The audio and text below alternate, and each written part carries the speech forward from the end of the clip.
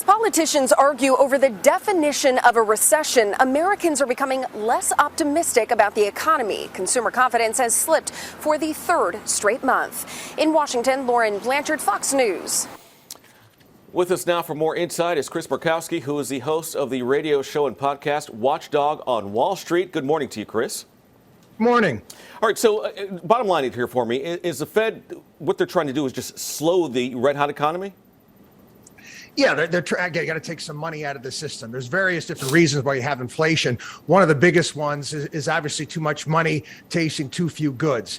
And over the past several years, going back through COVID, under the Trump administration, through the Biden administration, we've spent a ton. We really have. And the Fed has helped with that. They're in essence the credit card in the equation, monetizing the debt, buying up the bonds, allowing for all of this to happen. All right, so the rise of this key interest rate will affect how banks borrow money. But what's the more direct effect on the American consumer for mortgages, credit cards, things like that?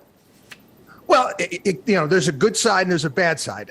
Credit card rates might come up a little bit, but they're already pretty high as it is. So it's really not going to make that much of a difference. We're already seeing the effects because of the Fed's guidance when it comes to mortgages. And that is helping to cool the real estate market, the housing market across the country. We had more numbers coming out. We had earnings come out this past week from various different home builders. And believe it or not, I think that's a very good thing, too. We need prices to go down. This idea that real estate needs to go up in this straight line is absurd. We'd like people to buy homes that are a lot more affordable. So it definitely is affecting that.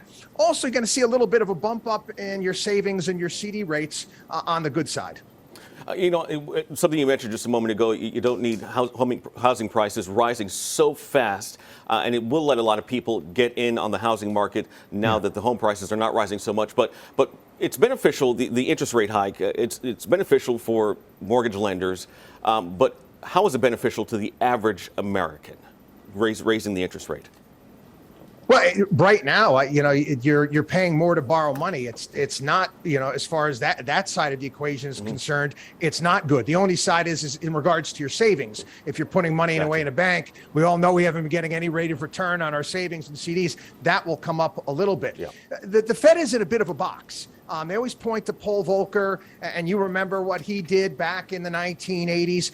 They're limited. They can't go to that degree because our nation is in so much debt that if we were to do that, it would absolutely destroy our nation's budget because the amount of money that we'd be paying on interest.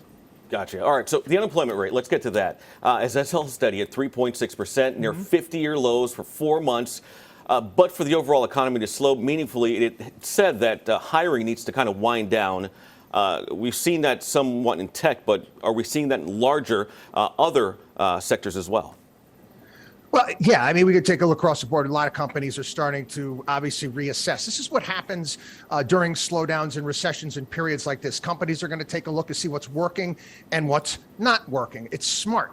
You want to come out on the other side of any sort of recession or downturn. You want to come out stronger than you were going in, and many companies are doing that.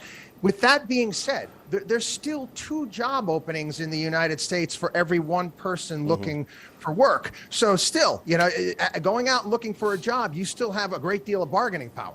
All right. Well, that is certainly some good news. The financial markets took a hit after the Fed's last interest rate hike in June. The markets, all the major indices are at least up for right now. What can we expect this time around? Hard to tell. Again, trying to guess, it's kind of like flipping a coin with some of these things. Sometimes good news means bad news and vice versa. This is why we're always focused on long-term investing, not short-term, because you can't tell what's going to happen over the short term. If the Fed stays at 75 basis points, it's priced in. If they raise to a greater degree, then you'll probably see a market sell-off. If they do not raise 75 basis points, let's say they only go to 1/4 to 50, which I don't think is going to happen, you'd be off to the races. All right. We'll see what happens in a couple of hours when the Fed Chairman Jerome Powell will announce what we expect to be another interest rate hike to kind of stave off inflation here and stave off recession at the same time. Chris Markowski, the host of the radio and podcast Watchdog on Wall Street, thank you so much for joining us and for your insight with us this morning. We appreciate it. Pleasure. Thank you.